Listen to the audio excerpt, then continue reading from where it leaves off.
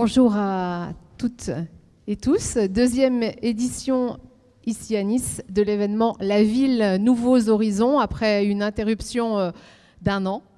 Nous reprenons le fil de la discussion sur la ville de demain et nous sommes ensemble pour toute cette journée de vendredi sur la scène du CUM en compagnie, vous le voyez, d'Étienne Jarnel, directeur du Point, et de Christian Estrosi, maire de Nice et président de la métropole Nice-Côte d'Azur. Vous allez ouvrir cette journée dans un instant, une journée qui promet d'être créative et riche. Nous avons des invités pertinents et brillants, et il s'agit de penser la ville de demain avec des lignes de force qui sont la sobriété, la résilience, l'inclusivité, la productivité. Vous avez remarqué que souvent, entre la ville et nous, c'est un peu « je t'aime, moi non plus ». La ville polarise, c'est vrai, les opinions. On en attend autant qu'on ne la supporte pas toujours. Et depuis le premier confinement, les Français ont posé aussi un regard peut-être un peu différent sur leurs conditions de vie, sur la ville, sur ce qu'ils attendent de leur vie avec les concitoyens. Globalement, en faveur plutôt d'une vie moins compliquée, plus riche, plus simple à vivre également. Bref, on veut tout. Est-ce que c'est une ambition qui est à la hauteur de Nice pour l'ouverture officielle? Donc Étienne Jarnel et Christian Estrosi. Merci beaucoup, bienvenue à ceux qui nous regardent, ceux qui sont là dans cet événement sur la ville, Nouveaux Horizons. Où pouvait-on faire cet événement ailleurs qu'à Nice? Parce que évidemment on est au cœur du sujet, ville classée à l'UNESCO depuis quelques mois, 4 mois, c'est ça, hein, 4 mois, et puis ville qui est également dans la modernité, dans l'invention, dans l'innovation. Là, c'est même pas l'amitié qui parle, mais c'est des faits objectifs. Christian Estrosi est un maire bâtisseur. S'il y en a un en France, c'est bien lui. On a bien vu la coulée verte, les tramways, toute l'innovation. Donc c'est dit ici, et c'est que ça devait se passer, c'est normal, c'est même la moindre des choses. Donc on est ravis d'être là. Merci, un grand merci à la ville de Nice et à la métropole Nice-Côte d'Azur. Un grand merci à Nice Éco-Vallée, qui est l'instigateur, on a dit hier soir, le comploteur de cet événement. Je pense qu'on est au cœur des sujets qui intéressent pas seulement d'ailleurs les habitants des villes, mais la civilisation et notre manière de voir notre avenir. Et alors Christian Estrosi, merci d'être là parmi nous, merci beaucoup. Et j'ai envie de poser une question très simple et très rapide. Une ville, pour commencer, qu'est-ce que c'est? Ça sert à quoi? Bon, d'abord, bienvenue au Point, bienvenue à Renaud Grand-Clément et à toi, mon cher Étienne, à vous, Étienne Jarnel, patron du Point, et à toute votre équipe, bienvenue à la maison. Merci. Voilà, puisque les grands débats qu'organise le Point sont très souvent ici chez nous, qu'ils soient dans le domaine culturel, qu'ils soient dans le domaine scientifique, qu'ils soient aujourd'hui dans le domaine notamment de l'urbanisme, du beau, avec notamment un certain nombre d'acteurs d'ailleurs de l'art de bâtir et de la culture qui forcément se conjuguent et se rejoignent. Et leur seule présence illustre au fond la réponse que je pourrais apporter à cette question. Donc je veux remercier notamment notre célèbre architecte Rudy Ricciotti, qui est un peu notre méditerranéen. À cette occasion, Patrick Blanc, qui est aussi un célèbre botaniste, inventeur du mur végétal. Je salue notre directrice du Théâtre National, Muriel Mayette-Holtz, Virginie Picon-Lefebvre, architecte urbaniste et enseignante, dont tout ce que nous pouvons lire sur ce qu'elle produit me paraît répondre à beaucoup de questions qui seront évoquées aujourd'hui. Et puis je veux saluer Arnaud Réau, le vice-président du Conseil régional de l'Ordre des architectes.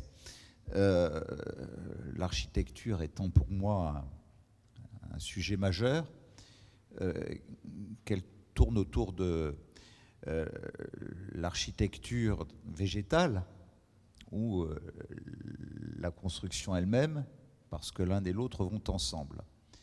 Et pour moi, la ville, c'est le futur. Certains disent on a envie d'aller vers la campagne.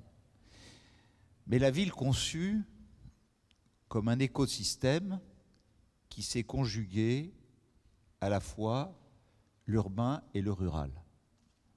C'est bien pour ça que je crois que l'avenir d'un territoire comme la France, on peut prendre plein d'exemples dans le monde, en se disant au fond, chaque pays dans le monde, quelles que soient ses frontières, c'est un territoire, puis après on peut bâtir les mêmes modèles. C'est faux. Nous avons la chance d'avoir une histoire, d'avoir une identité, d'avoir une culture qui s'est bâtie et qui, qu'on le veuille ou non, nous impose un modèle aujourd'hui.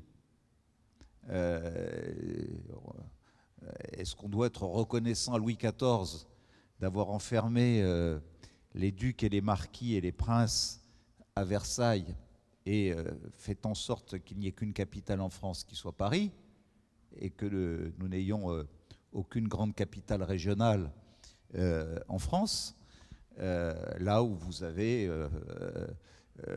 les héritiers des principautés, des duchés en Allemagne, en Espagne, en Italie, qui fait que autour de Bologne, autour de Naples, autour de Milan, autour de Turin, naturellement, il y a un modèle différent d'une autre, forcément, qui se développe. Je sais qu'il y a un débat sur les métropoles un peu plus tard, tout à l'heure, qui dit est-ce que les gens veulent fuir les métropoles? Mais, pardon, mais confondre le mot métropole avec mégalopole, c'est une grave erreur sémantique. Une métropole n'est pas un milieu urbain. Au titre de la loi, c'est une agglomération à laquelle on donne des compétences renforcées par rapport à une agglomération. Une communauté urbaine ne peut pas devenir métropole. Une communauté d'agglomération peut devenir métropole. Et nous sommes quand même l'exemple où si vous me dites est-ce qu'il faut fuir les métropoles, vous allez demander aux habitants du village de Saint-Étienne-de-Tinée de fuir leur village de Saint-Étienne-de-Tinée, parce que ça conduit à répondre à ça. Donc c'est pour ça que je vous dis que pour moi le modèle par rapport à l'organisation administrative de notre pays et à l'héritage d'aménagement du territoire qui est le nôtre, on dit que tous les chemins vont à Rome. Enfin, chez nous, toutes les lignes ferroviaires, elles partent de Paris. Ouais. Voilà.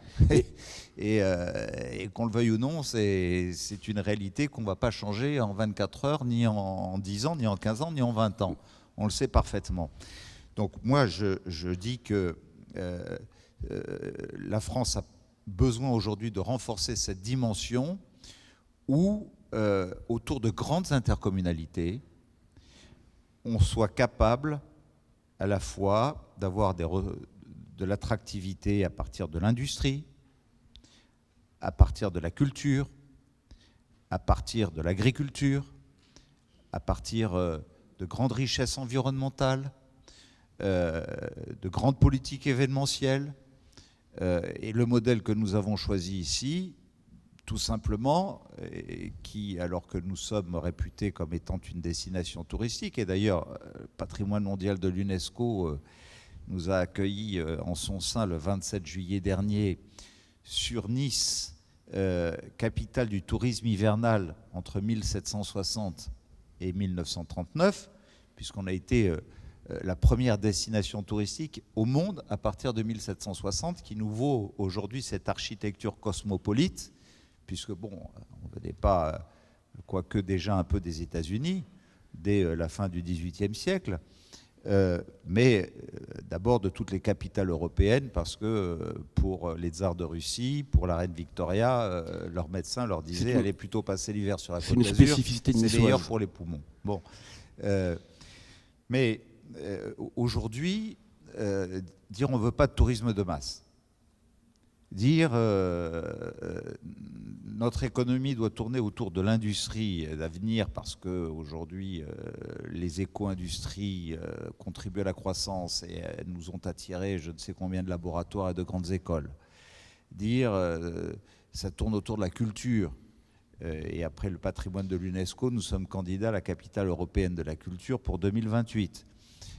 Dire ça tourne autour de grandes rencontres scientifiques et qu'avec tout ça, au moment où je vous parle, sur l'ensemble de la métropole, nous avons 3000 chambres d'hôtel en 4 étoiles luxe et en 5 étoiles palace en chantier livrable entre 2022 et 2023, c'est-à-dire 30% de plus de la capacité que nous avons aujourd'hui.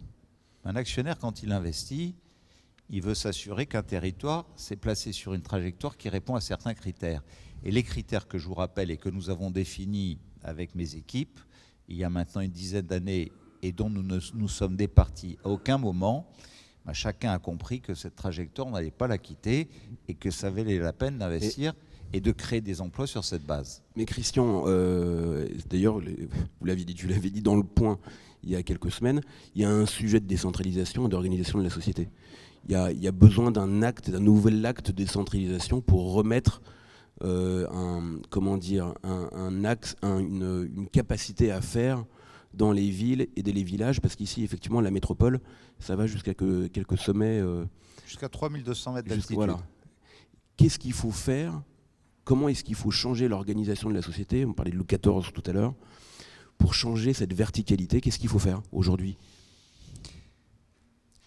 Il faut s'assurer d'une équité, premièrement. Moi, je n'aime pas le mot égalité. L'égalité, c'est dire pour tout le monde pareil.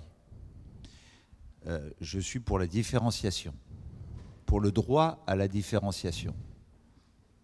Ce territoire, on le dit, est organisé depuis 3200 mètres d'altitude au sommet du parc national du Mercantour pour se déverser dans la Méditerranée. C'est un modèle que nous avons choisi nous-mêmes. Grâce à une loi de création des métropoles, voulue par Nicolas Sarkozy en 2010, et que nous avons été les seuls à mettre en œuvre en France au 1er janvier 2012. Pourquoi ? Parce qu'à l'époque, c'était les élus qui déterminaient leur périmètre.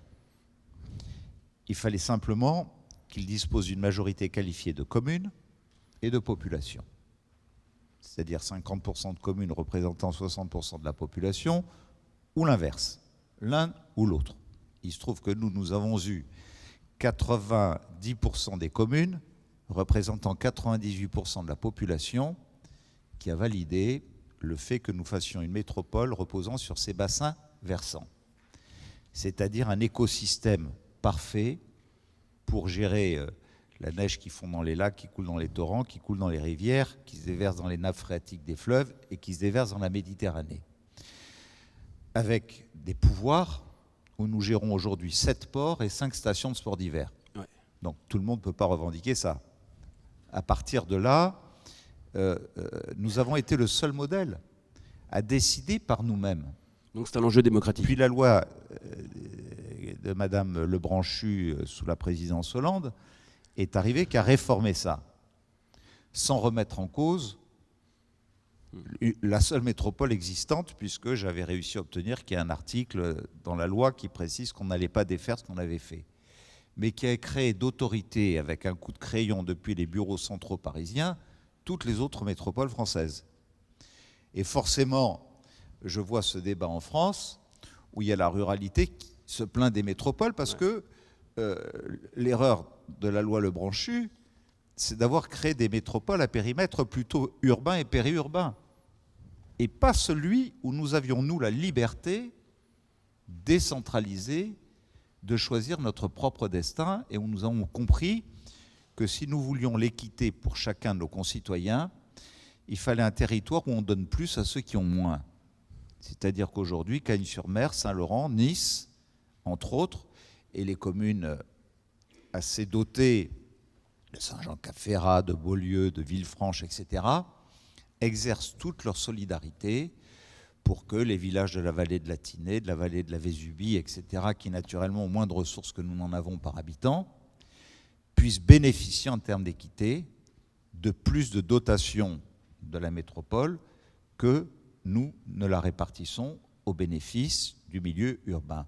C'est ce qui nous a permis d'ailleurs, au lendemain de la tempête Alex, en moins de 3 semaines, de rétablir dans la vallée de la Vésubie, dans la vallée de la Tinée, tous les réseaux, toutes les fonctionnalités, de ne pas perdre une seule entreprise, de permettre à tous les enfants de retourner à l'école et de ne pas voir les familles venir s'installer sur le littoral, là où il y a une troisième vallée sinistrée qui est la vallée de la Roya, qui est dans un modèle d'agglomération qui n'a pas les compétences d'une métropole et qui, plus d'un an après, reste encore totalement sinistrée. Christian, un mot quand même sur on vient d'assister à la COP de Glasgow, dont les résultats sont contestés. Bon, enfin, il y a un bilan quand même. Est-ce qu'il est idéal? Non, pas forcément.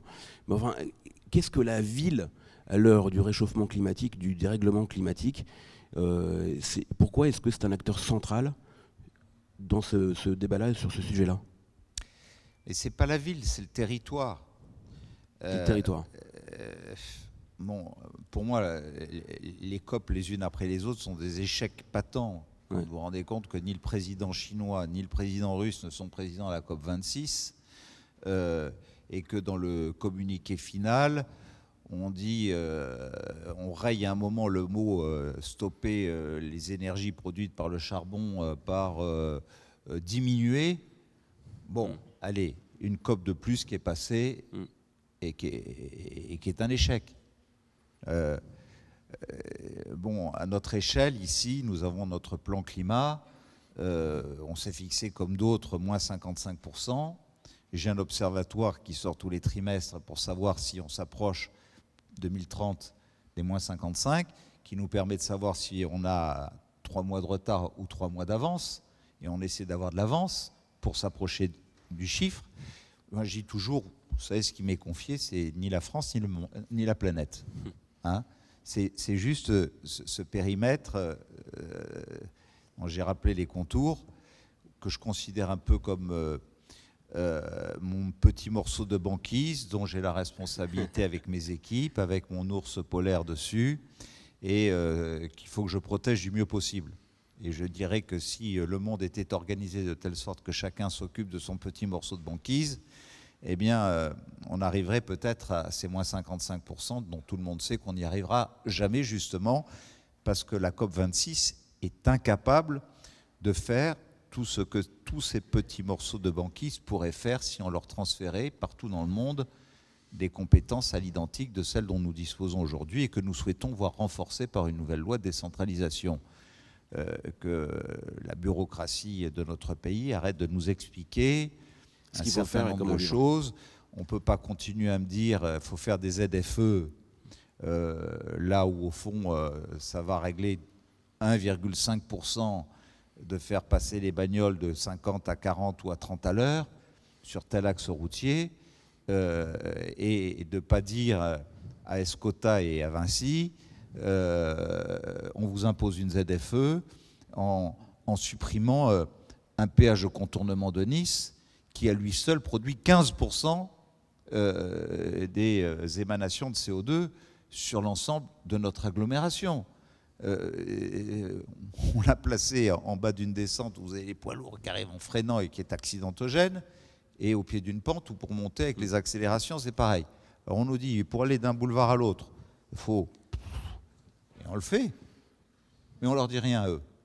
Donc j'ai dit au ministre en charge, s'il vous plaît madame, on veut bien recevoir des leçons de votre part, mais il faudrait peut-être en donner à ceux qui en produisent encore plus. Moi je réclame une taxe carbone pour tous ceux qui traversent notre région avec des 44 tonnes et qui viennent de Croatie pour aller jusqu'au Portugal.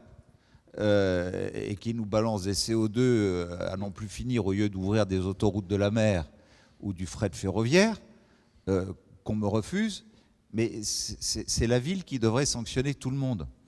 Bon, on sait que ce qui est le plus producteur aujourd'hui de gaz à effet de serre, ce sont les bâtiments. Ouais. Ce sont les bâtiments.